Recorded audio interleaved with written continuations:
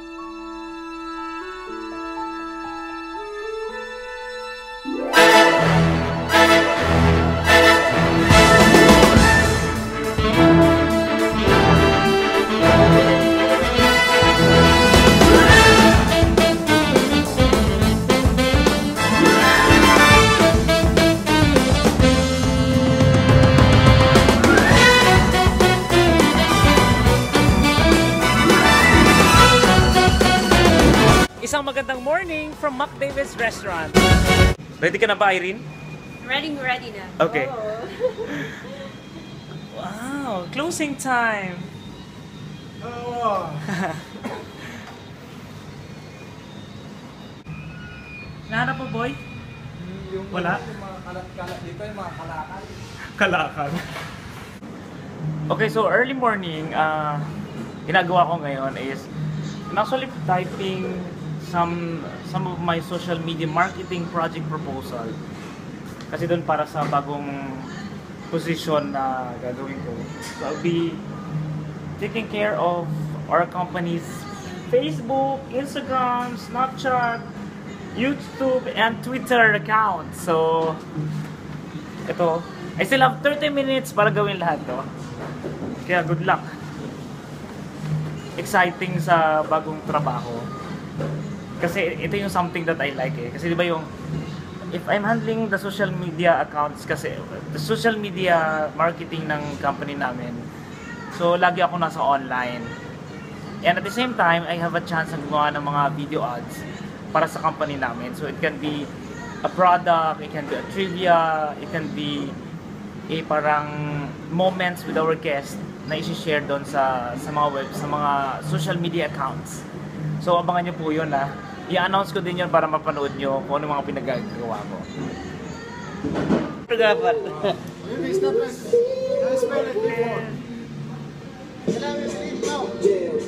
Finally, you're here! Okay, delete this part. Guys, selfie, hello! Eh, mga sir.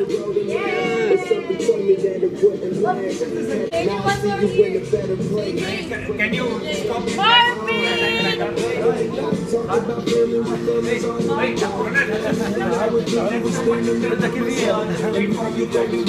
This is para lakay. Guys, someone need to be down, huh? Barista, fly down. Video. Take one bed here. There's people outside. No, sit down. Stay down. It's close. Marvin! you guys. Give me one is big. Finally, nakalaya ka sa bahay ni Kuya. Give me one. You're hungry now? This one.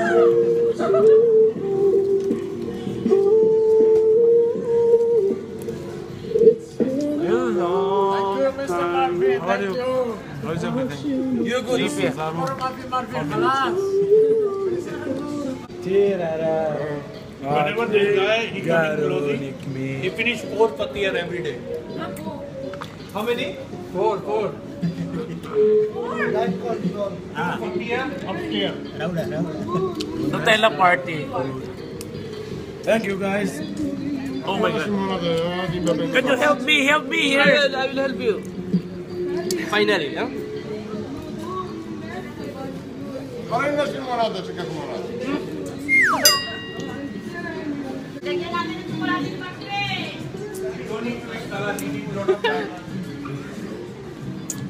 Ano lang.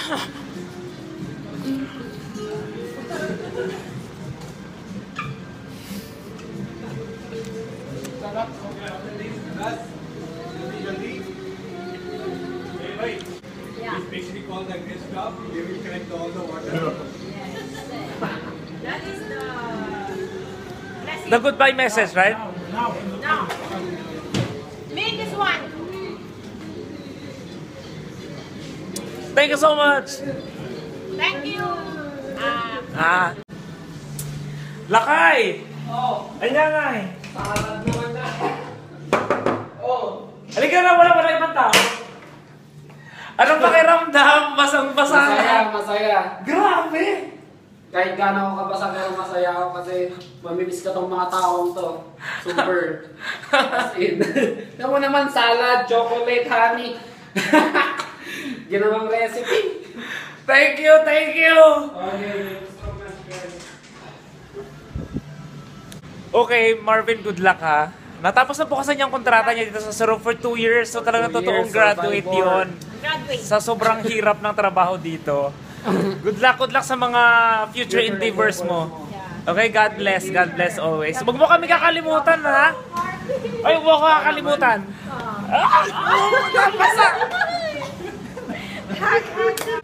Okay, so ito, walang tulog.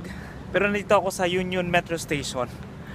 Kasi I have to go to renew yung medical card na meron ako. So, kahit walang tulog. So, good. Actually, ang worry ko pa mamaya is on call ako, okay, sa head office namin para doon sa meeting ko with the social media marketing team. So, sana lang, wish ko na hindi ako tawagan ng maaga. At least makatulog muna ako mamaya sa bahay pag uwi, di ba? Or else, tako. Okay, so ayan, medyo may tao-tao na. Kaya siguro open na sila kahit 7:30 pa lang ng umaga.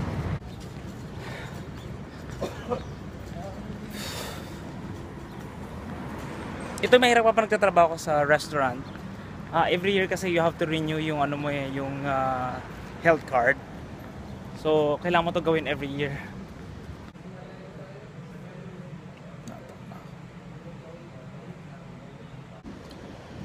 Okay. So tapos na. Uwian na to.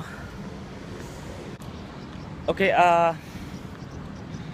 actually kanina parang awang-awa ako sa sarili ko kasi parang I think I have problem with my health kasi parang yung ESR yata is parang it's a special check-up for those who may problema sa kalusugan, and I was not aware about it.